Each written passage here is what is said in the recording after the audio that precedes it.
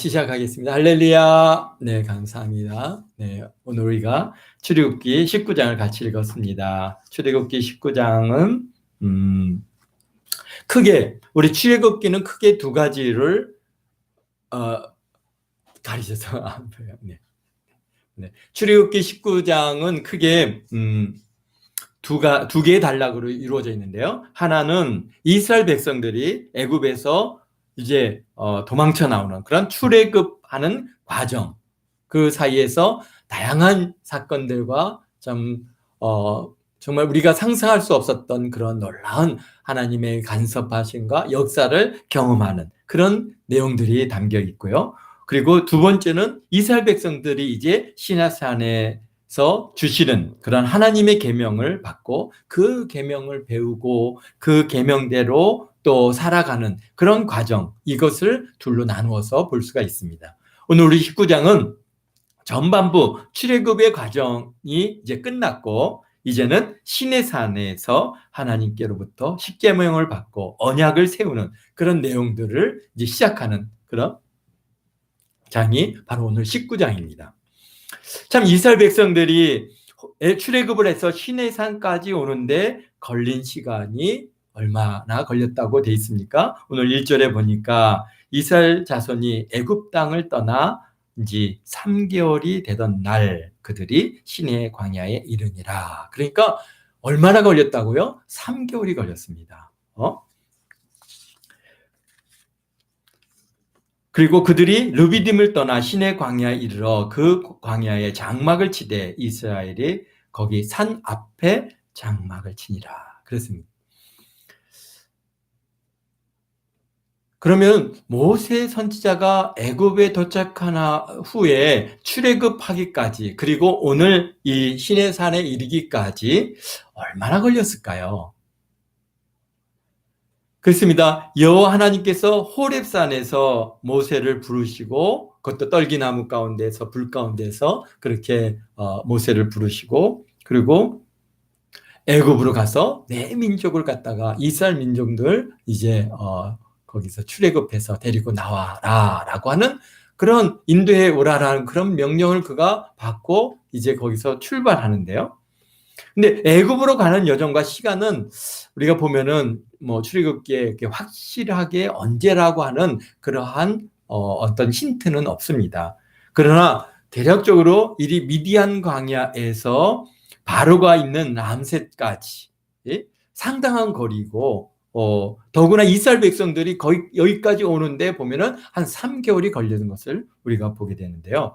그래서 또 우리가 어디서 보면 알 수 있냐면은 엘리야 선지자가 이제 갈멜산 그 영적인 전쟁 이후에 그분이 호렙으로 가서 호렙산에 이르러서 여호와 하나님을 만나는 과정이 있는데요. 거기서도 보면은 이스라엘 전 남단 브엘세바에서부터 출발해가지고 호렙산까지 가는데 걸린 거리가 40일이 걸렸다라고 되어 있습니다. 그러니까 아마도 뭐 우리 모세 선지자도 이 애굽 고센 땅에까지 가는 거리는 대략적으로 한 2달 정도는 60일 이상 거리로 보면은 우리가 이제 지도상에서 거리를 보면은 브엘세바보다도 좀 더 멉니다. 아무래도 저기 그 고센 땅이 좀 더 멀기 때문에 그런 면으로 보면은 한 60일, 2달 정도는 걸리지 않았을까 그런 생각이 드는데요. 그렇습니다. 그리고 이제 10가지 재앙들이 이 애굽 땅에 내리는데 우리가 생각할 때는 이 재앙이 내리고 또 바로 내리고 또 내리고 또 내리고 그래서 10가지 재앙이 뭐 그냥 짧은 시간에 그렇게 내려진 것 같은데 그런데 사실은 그런 것보다는 훨씬 시간적으로 꽤 긴 거리가 걸렸습니다. 물론 뭐 우리가 이렇게 이제 10가지 재앙들을 갖다가 언제 있었던가라고 하는 것을 분명히 그 시간을 갖다가 이렇게 측정하고 이렇게 알아볼 수는 없는데요. 그런데 아주 힌트가 있는 몇 가지 재앙들이 있습니다. 그것이 뭐냐면은 7째 재앙인데요. 7째 재앙이 어떤 재앙입니까? 출애굽기 9장 31절에 보면은 한번 찾아볼까요?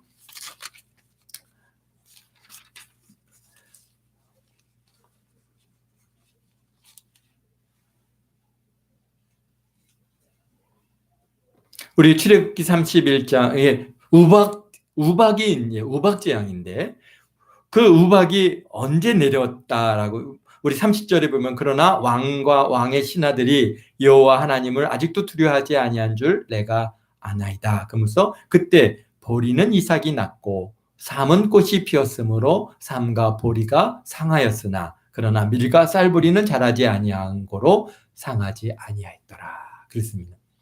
그가요 언제입니까?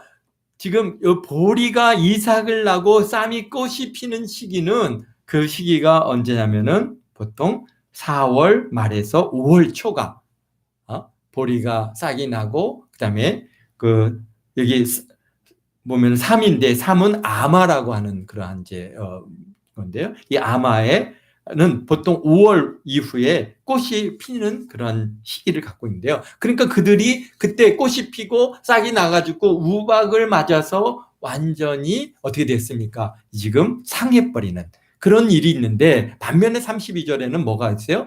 밀과 쌀 보리는 자라지 아니하였다는 거죠.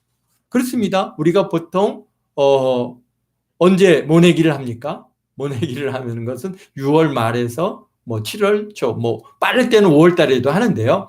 어쨌든 간 아직 그렇게 쌀과 보리는 자라지 아니한 시기에서 상하지 않았다라고 아주 구체적으로 그 계절을 갖다 알 수 있는 그런 말씀을 우리에게 주고 계십니다. 또 그 다음에 8번째 재앙은 어떤 재앙입니까? 우리 10장에 있는 8번째 재앙은 메뚜기 재앙입니다.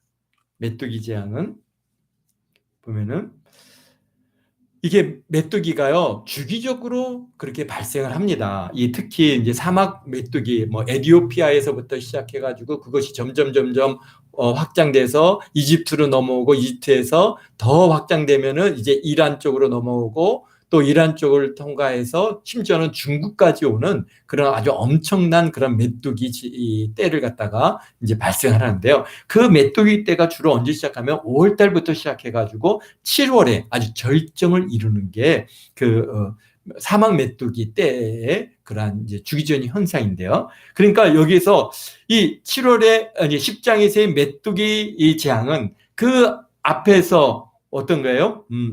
우박재앙을 통해서 우박은 면하고 남은 것들을 그들이 다 먹었다라고 그렇게 기록하고 있습니다. 여기에 보면은 10장 5절에 메뚜기가 지면을 덮어 사람이 땅을 볼 수 없을 것이나 메뚜기가 내게 남은 것은 곧 우박을 면하고 남은 것을 먹으며 너희를 위하여 들에 자라는 모든 나무를 먹을 것이며 그렇게 말씀하겠습니다. 그래서 이 메뚜기 재앙은 아마도 이제 그로부터 한두 달 정도 더 지난 이후에 이제 메뚜기 재앙이 이렇게 발생을 했습니다. 그러니까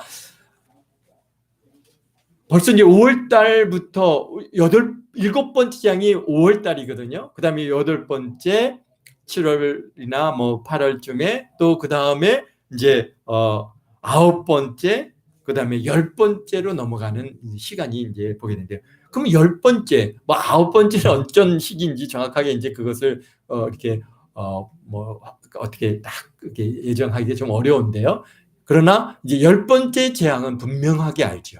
10번째 재앙은 어떤 재앙입니까? 모든 처음 난 그 장자들이 다 죽는 그러한 그 뭡니까 장자의 죽음, 처음 난 것이 죽는 그러한 큰 재앙이.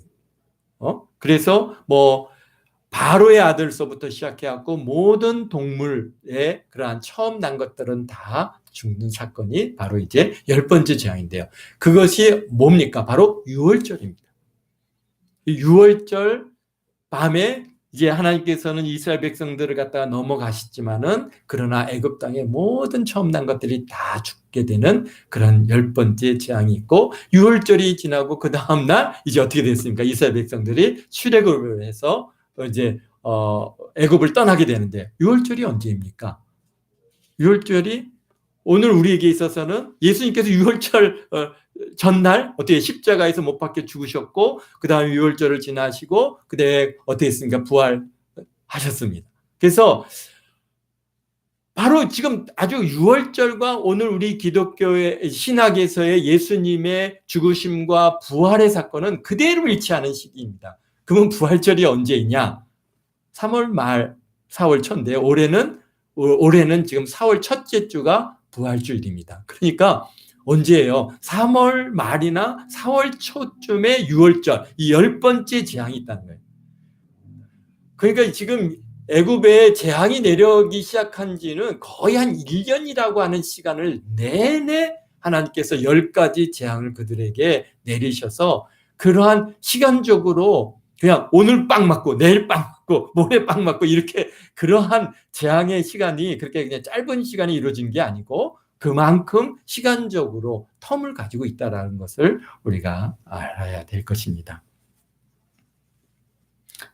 그러니까 뭡니까? 모세가 애굽에 도착한 후로 출애굽까지는 한 1년여의 시간이 걸렸다고 보아지는 것입니다. 그리고 출애굽을 하여서 시내 광야에 이르고 시내 산 앞에 장막을 칠 때까지가 또 얼마 걸렸다고요? 지금 3개월이 되었던 날이라고 분명하게 우리 19장 1절에 기록하고 있습니다.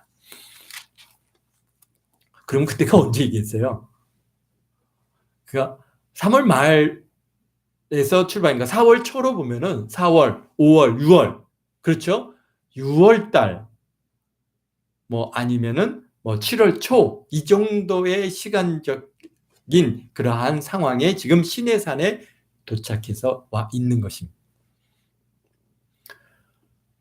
그러니까 지금 시기적으로 어떤 시기입니까? 한여름이 지금 막 시작돼서 매우 덥고 건조한 그런 기간을 갖다가 지금 보내고 있다라는 것을 우리가 알 수 있습니다.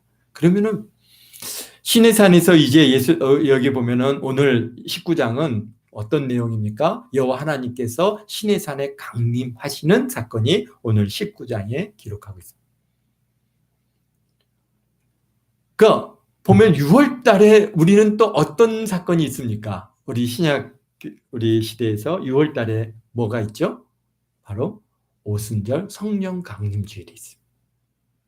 그러니까 이 지금 출애굽의 사건은 어떻게 보면은 과거의 사건이 있지만은 그러나 오늘 우리 신약교회와 구약교회가 서로 어떤 면에서 이게 평행선을 이루어 가고 있는 아주 정말 절묘한 그러한 시간적인 배경을 가지고 있다는 것을 우리가 보게 되는 것이죠.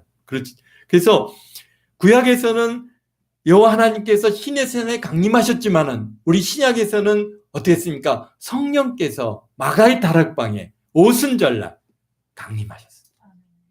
그래서 신약교회, 구약교회는 시내산에 여호와 하나님께서 강림하신 후 그들이 이제 광야교회가 시작되어서 그들이 광야에서 하나님의 말씀을 배우고 하나님을 예배하기 시작했지만은 오늘 우리에게서는 어땠습니까? 바로 신약시대 오순절날 성령께서 마가의 다락방에 강림하셔서 성령 시대가 시작되었고 그 다음에 은혜 시대, 교회 시대가 이렇게 시작되어 가는 것을 이렇게 시간적으로 비교해 보면 참 하나님께서요 그냥 이 사건들이 그냥 이루어진 것 같은데 이미 하나님의 계획하심과 그분의 그러한 순서와 절차를 그대로 이어가고 있다고 하는 사실에 우린 정말 이 19장 읽으면서 야 어떻게 우리 하나님께서 이렇게 시내산에 강림하실 때 그 시간적 배경하고 오늘 교회가 시작하는 그런 시간적 배경이 이렇게 정말 서로 일치되고 있을까? 깜짝 놀랐어요.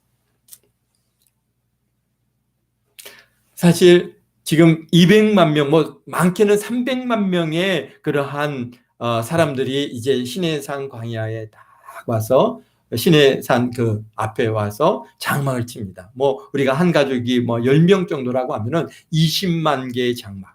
20만에서 30만 개의 장막이 쫙 그 장막을 치고 지금 그들이 거기에 지금 유숙하고 있다고 한 광경을 한번 생각해 보십시오. 정말 대단하지 않겠습니까? 그래서 장소는 어디쯤일까? 해서 이제 찾아봤습니다. 여러분들한테 이제 카톡으로 사진들을 갖다가 보내드렸는데요. 카톡에서 이렇게 또 다 안 보내드렸죠. 우리 사모님한테는 좀 안 보내드린 것 같은데, 카톡에 우리 사진을 보시면은 어, 첫 번째 첫 번째 그 사진에 보면 이렇게 빨간 표시로 이렇게 표시한 지역이 꽤 넓은 광야입니다. 지금 이 사진은 뭐냐면은 위성에서 이제 그 신해산 위치로 여겨지는 지역을 이제 위성 사진으로 찍은 건데요. 이 보면은 이제 여기 위치, 여기 신해산과 호렙산이 여기에 있고 여기에 이제 여기 넓은 광야가 있어서 여기쯤에 이제 장막을 치고 있지 않았겠는가라고 생각이 되는 것이고요. 그 다음에 이 사진은 이제 두 번째 사진은 바로 이제 신해산으로 여겨지는 이제 산의 사진인데요. 어떻습니까? 산 정상이 새까맣게 타 있습니다. 신기해요. 이 밑은 이렇게 밝은 빛인데 저 윗부분, 정상 부분만 아주 새까맣게 타 있습니다. 그래서 이제 이것은 위성으로 찍은 사진의 위치인데 보면은 굉장히 넓은 지역이 이렇게 검게 타서 새까맣게 그러한 산을 이루고 있는 그러한 위치가 있다라는 것을 우리가 이렇게 위에서 보면은 이렇게 이제 보여지는데요. 사람들이 실질적으로 보게 되는 것은 이렇게 저 높이 에 있는 그런 신해산 정상의 모습을 이렇게 보면서 거기가 저렇게 새까맣게 와, 그래서 오늘 보면은 그렇지 않습니까? 여기에 18절에 신해산에 여호와 하나님께서 강림하셔서 신해산의 연기가 자욱하니 여호와께서 불 가운데 거기 강림하심이라. 그 연기가 옹기 가마 연기 같이 타오르고 온 산이 크게 진동하며라고. 그러니까 여호와 하나님께서 어땠습니까? 불 가운데 그 강림하셨어요. 그러니까 그 산을 갖다가 막 어떻게 그 탄 게 옹기 가마같이 연기가 막 쫙 타오르는. 그 막 불로 태우시는 역사죠. 근데 사실 우리가 이쪽 지역을 가서 보면은 광야거든요. 우리가 생각하면 막 나무들이 타는 것 같지. 우리 산들은 딱 이렇게 나무들이 많으니까 막 그 나무가 타는 것 같지만은 그러나 그럴 탈 만한 나무들이 없는데요. 근데 거기서 막 연기가 난다는 것은 뭐가 됐다는 거예요, 지금? 그 바위가 완전히 그냥 불로 태워지는 역사가 있었던 것이 아니겠는가. 우리가 이제 그렇게 추측을 하는 것이죠. 우리가 직접 가서 본 것은 아닌데.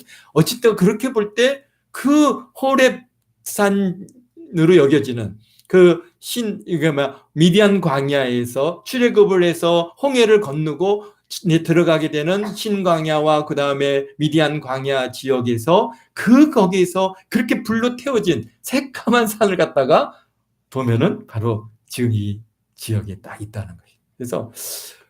그래서 처음 이제 우리 한국 사람이 처음 이제 그것을 발견하고, 물론 왜 그러냐면은 사우디아라비아이기 때문에 서양인들이 거길 들어가지는 못하고 있습니다.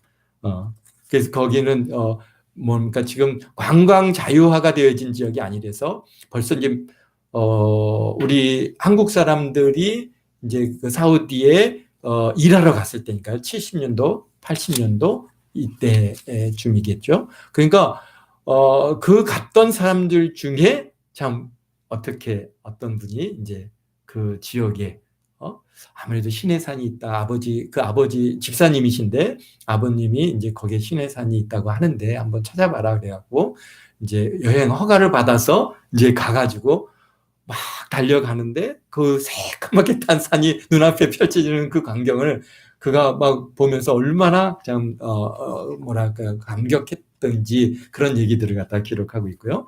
또 여기에 보면은 경계를 하나님께서 세우시라 있어요. 산에 가까이 백성들이 이제 시내산 가까이 하나님께서 강림하니까 하나님을 보기 위해서 산에 가까이 왔다가 하나님께로부터 죽임을 당할까 하니까 가까이 오지 못하게 경계를 갖다가 그렇게 세우라고 했는데요.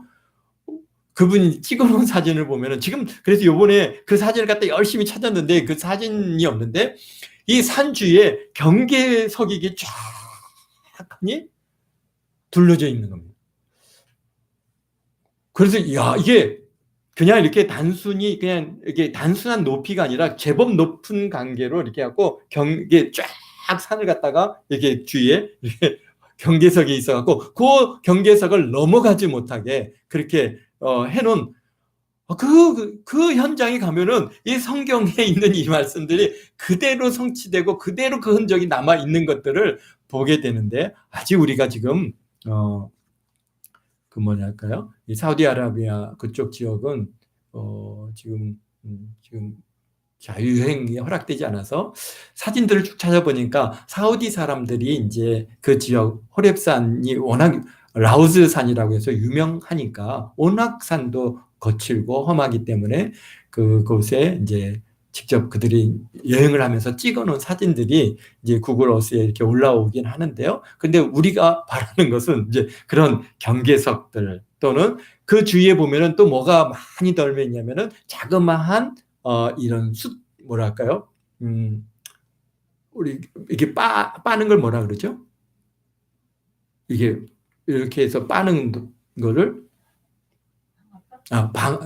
이게 작은 그런 그걸 이게 뭐냐면은 만나를 가져다가 이제 빠가지고 가루를 만들어 가지고 그것을 가지고 이제 떡을 해서 먹어야 되는데, 그런 도가 그냥 그 시내산 뒤에 쫙 깔려 있는데 그게 어떤 거는 꽤 큰 것도 있고 어떤 건 작은 것도 있어서 거기에 놓고 그 이제 만나를 갈아 가지고 빻아서 그래서 가루를 만들 수 있는, 생각해 보십시오. 200만, 300만 명이 그것을 먹으려면은 그런 도구가 얼마나 많이 있어야 되겠습니까? 그러니까 거기에 막 가서 보면 쫙 아주 진리하게 그 현장이 그대로 있는 것을 보면서 여기에 머물러 계셨겠구나라고 하는 게, 그냥 지금도 그대로 거기에 뭡니까?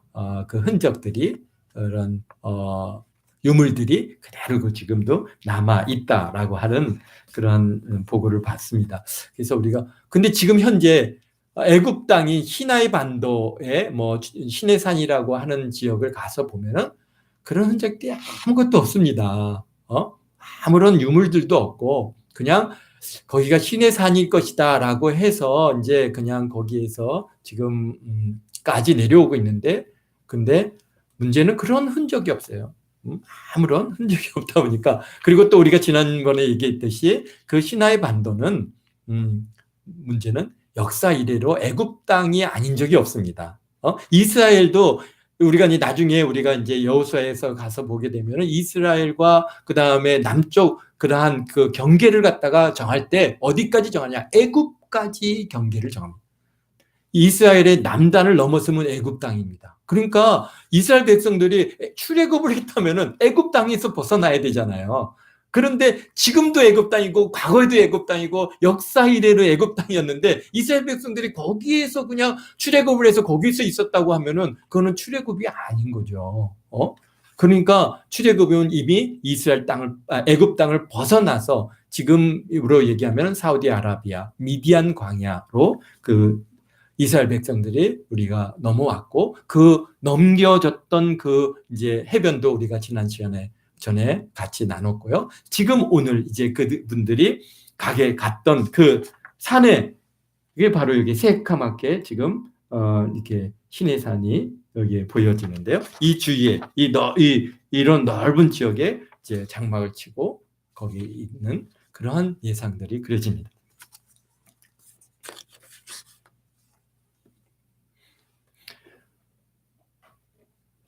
그런데 여호와 하나님께서 모세를 갖다가 부르시면서 이스라엘 백성들을 애굽에서 너를 통해 이끌어낼 것이며 그 말씀의 성취가 이루어진 것에 대해서 내가 너를 보낸 것에 대한 증거가 이루어질 것이다 라고 하는 증거에 대해서 말씀하셨는데, 바로 그것이 출애굽기 3장 우리 12절을 한번 찾아보도록 하겠습니다.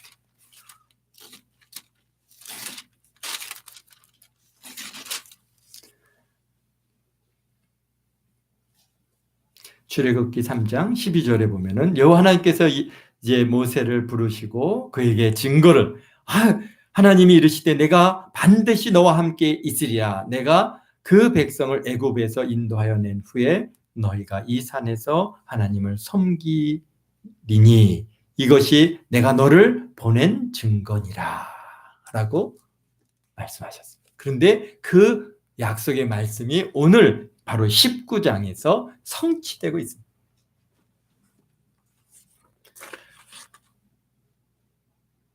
물론 이 말씀을 받은 사람은 모세이기 때문에 모세가 시내산에서 이스라엘 백성들과 함께 그곳에 이제 가는 이 발걸음이 아마 그는 굉장히 감격적이었고 너무나도 참 기쁨 충만했어요. 그러나 또 문제는 뭡니까? 이런 감격은 아무도 모르는 모세만에게 주어진 은혜라는 것이죠. 우리들도 하나님께서 여러분에게 꿈을 주시고 비전을 주셨을 것입니다. 그러면 여러분 각 개인이 어떤 사건을 만나게 될 때 받는 감격은 오직 여러분 개인의 기쁨입니다. 모세는요, 지금 이 시내산에 하나님께서 내가 너를 꼭 이곳에 와서 나를 섬기게 하겠다. 이것이 내가 너와 함께하는 증거다라고 하는 말씀을 그가 받았고, 그래서 이제 시내산에 딱 도착해서 이스라엘 백성들과 함께 참 도착한 이 모세의 이 기쁨과 이 감격은 야, 정말 하나님께서 주신 말씀이 그대로 이루어지는구나 라고 하는 그러한 그의 감격은 굉장했을 것입니다. 우리들도 그렇습니다. 하나님께서 여러분 개인적으로 어떤 꿈을 주시고 비전을 주셔서 약속을 주셨는데, 그것이 그 여러분 앞에 딱 이루어지는 그 일을 갖다가 경험하게 될 때, 그거 아무도 모르죠. 나만 아는 거 아니에요. 나만. 내가 받는 그 기쁨. 그래서 막 사람들한테, 이거 하나님께서 이렇게 해주시겠다고 약속하셨는데 그게 이루어졌다고 막 얘기해도 사실 다른 사람들은 그것이 그렇게 그냥 그래, 정말 놀랍구나 이렇게만 받아질 뿐이지 여러분 각 개인이 받는 그 기쁨 충만은 아마 모를 것입니다. 그렇습니다. 정말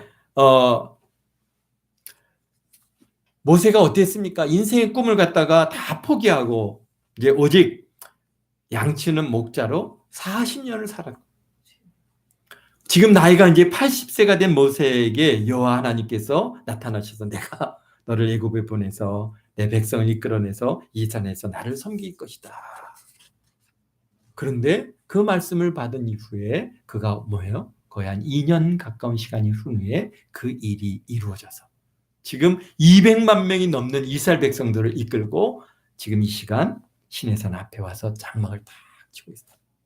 그리고 이제 모세는 시내산에 올라서 하나님을 만납니다. 3절에 보니까 모세가 하나님 앞에 올라가니 여호와께서 산에서 그를 불러 말씀하시되 너는 이같이 야곱의 집에 말하고 이스라엘 자손에게 말하라. 하나님, 모세가 시내산에 올라가는 그 기쁨, 정말 그는 정말 뭐라고 말할 수 없는 그런 기쁨이었어요. 그런데 그때 하나님께서 모세에게 말씀하십니다. 뭐라고 하냐? 내가 애굽 사람에게 어떻게 행하였으며 내가 어떻게 독수리 날개로 너희를 업어 내게로 인도하였음을 너희가 보았느니라. 예?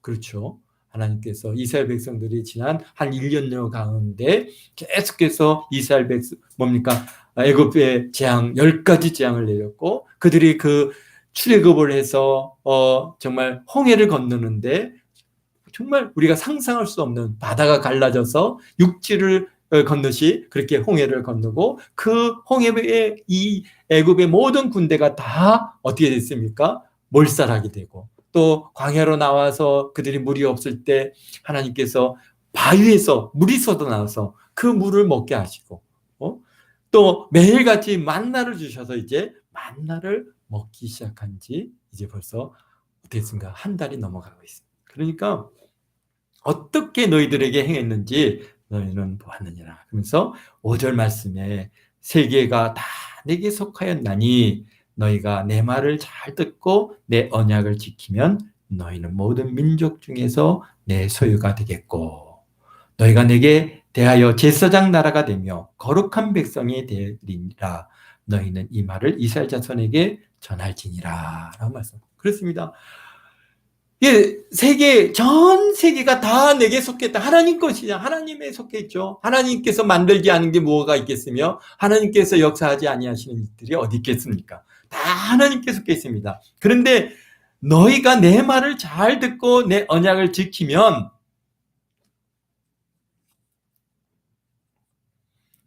어떻다는 거예요? 모든 백성, 모든 민족 중에서 내 소유가 되겠다라고 말씀합니다. 여기서 다 하나님 건데 그 중에서 너희가 내 말을 잘 듣고 내 언약을 지키면 너희는 모든 민족 중에서 내 소유가 되겠다. 아니, 우리 성경 번역에 그냥 내 소유라고 돼 있어서 이게 뭐 다 하나님 건데 또 특별히 무슨 뭐 하나님의 소유 이건 뭐지? 이런 우리가 생각을 할 수 있습니다. 그런데 이 소유라고 하는 이 단어가 쉐굴라라고 하는 그런 히브리어인데요. 이게 뭐 어떤 얘기냐면은 아주 특별한 소유. 그러니까 쉽게 얘기해서 가장 소중한 거. 뭐 그런 또 어떤 걸 소중한 걸 얘기할 때 보석 이런 것들을 갖다가 얘기할 때 쓰는 단어입니다. 그러니까 너희는 어떻다는 거예요? 모든 민족 중에서 내게 어떻다는 게 아주 귀중한 자가 되겠다라고 하는 거예요. 내게 아주 특별한 소유가 되겠다. 응? 이게 무슨 말씀입니까? 우리가 생각해 보십시오. 우리가 가진 게 얼마나 많이 있습니까? 여러분들도 다양한 것들을 갖다 소유가 있지 않습니까?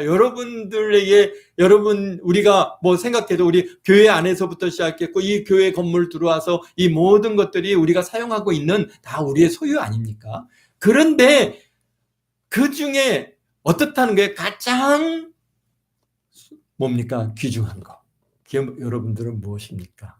여러분들, 아마 가정에서 여러분들의 가족들 가운데 가장 귀중한 게 무엇이겠습니까? 바로 내 가족이죠. 내 자녀고. 만약에 뭐 집에서 불이 났다고 하면은 여러분들은 나올 때 뭘 가지고 나오겠습니까? 내 가족, 내 식구, 내 자녀를 데리고 나와야지. 거기서 뭐가 귀중하지? 거기서 이게 TV가 이게 큰 건데 이거 소중한 거지. TV를 들고 나오겠습니까? 이거 냉장고 이거 소중한데 냉장고를 들고 나오겠습니까? 뭘 들고 나오겠습니까? 보석이 저 구석에 있는 게 보석이니까 그거 갖고 나오겠습니까? 그게 아니죠. 가장 중요한 것은 내 가족이고 내 자녀들 아닐까? 그게 진짜 소유죠. 그런 존재가 되겠다는 겁니다. 하나님께서 이 지구상에 얼마나 많은 민족들이 있습니까? 그렇게 다 하나님 것이지만은 그러나 내 말을 잘 듣고 내 언약을 지키면 너희는 모든 민족 중에서 어떻게 내게 특별한 존재, 쉽게 해서 내 가족, 내 자녀, 내 식구가 되게 하겠다는 겁니다.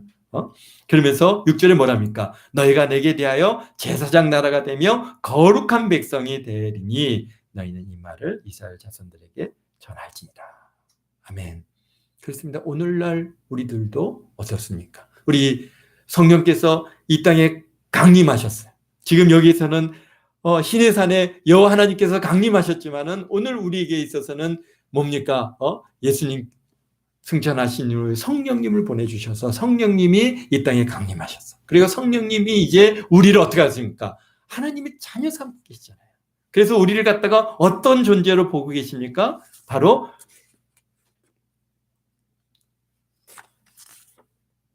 우리 베드로전서 2장 9절 말씀인데요. 한번 가서 찾아보고 우리 말씀을 마무리하도록 하겠습니다.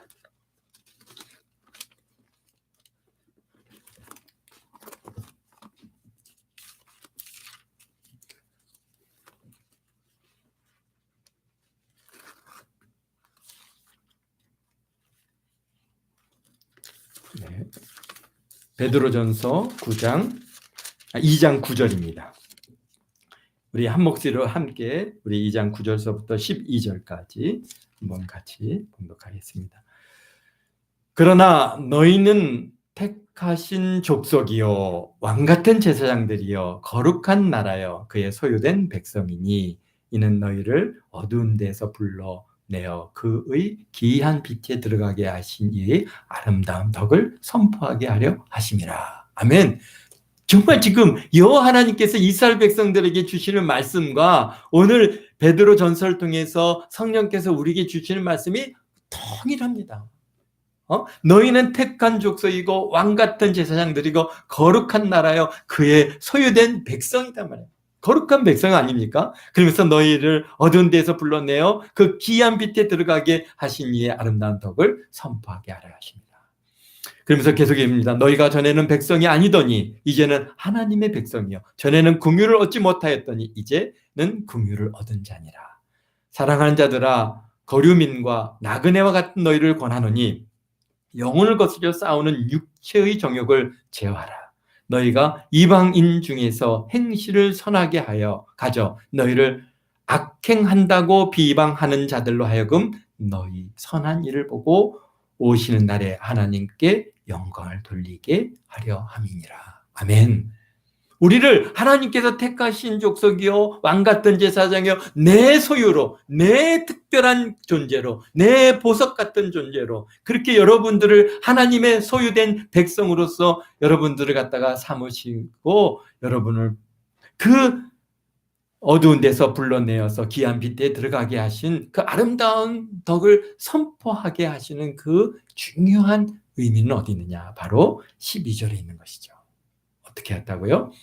너희가 이방인 중에서 행실을 선하게 가져 너희를 악행한다고 비방하는 자로 하여금 우리가 좀 여러 가지 일로 우리가 참 예수님을 믿는다고 하는 것 때문에 얼마나 지금 욕을 많이 먹고 있습니까? 이래저래 우리로 하여금 악행한다라고 세상 사람들은 우리를 갖다가 욕을 하는데요. 그들을 향해서 어떻게 해야 된다고요? 너의 선한 일을 보고 오직 오신 날에 하나님께 영광을 돌리게 하려 합니다.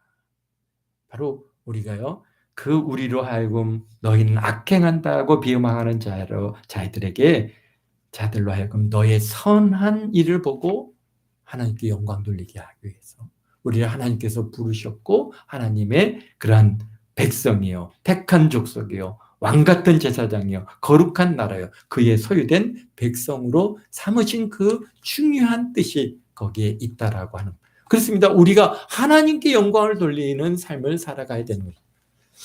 우리가 정말 어떤 일들을 결정하고 또 그것을 갖다 실행하는 데 있어서 가장 중요한 그 포인트는 이게 하나님께 영광이 되는 일이냐 정말 이 일로 인해서 내가 우리로 하여금 나의 이런 선한 일로 인해서 하나님께 영광이 되는 일이냐 라고 하는 것을 우리가 모든 그러한 삶의 어떤 판단 기준으로 둔다면은 그것이 우리 하나님께서 우리를 부르신 그 뜻을 쫓아서 살아가는 일이라는 것을 오늘 우리에게 다시 한번 말씀해 주고 계십니다.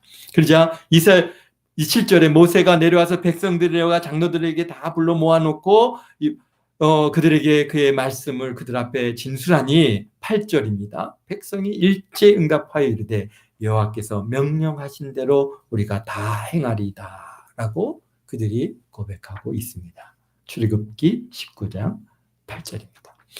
그렇습니다. 오늘 우리들도 똑같지 않습니까? 우리가 주님이 주신 이 명령 말씀을 우리가 다 여기서 말씀하신 것처럼 명령대로 우리가 다 행하겠나이다.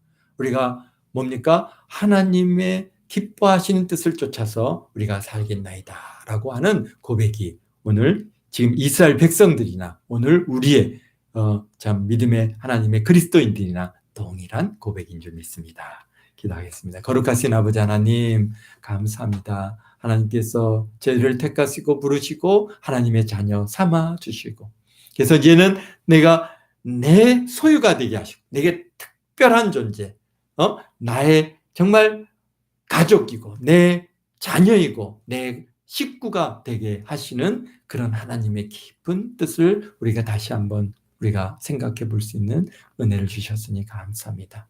참으로 그렇게 부르시는 그 뜻 안에는 우리가 하나님께 영광을 돌리는 삶을 살아가게 우리를 부르신 줄 아오니 아버지 하나님 참으로 아버지 하나님께서 우리에게 참 주신 이 놀라운 축복 이 은혜를 많은 사람들한테 잘 증거하고 그 영광을 드러내 보일 수 있는 우리 동학교 모든 성도들 다 되게 하시고 우리 선한 행실로 인해서 우리를 비방하고 우리를 욕하는 사람들이 아버지 하나님 앞에 영광을 돌리게 되어지는 그런 은혜가 있게 도와주옵소서.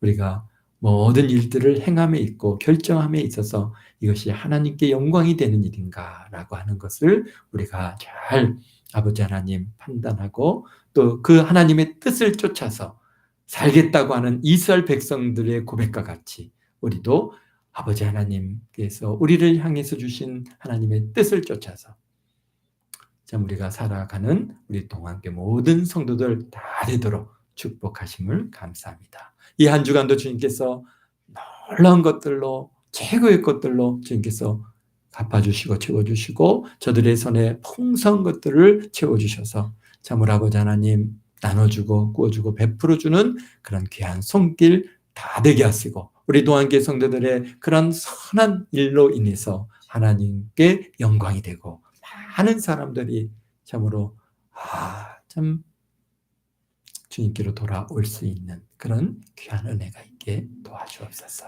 감사와 영광을 주 앞에 드립니다.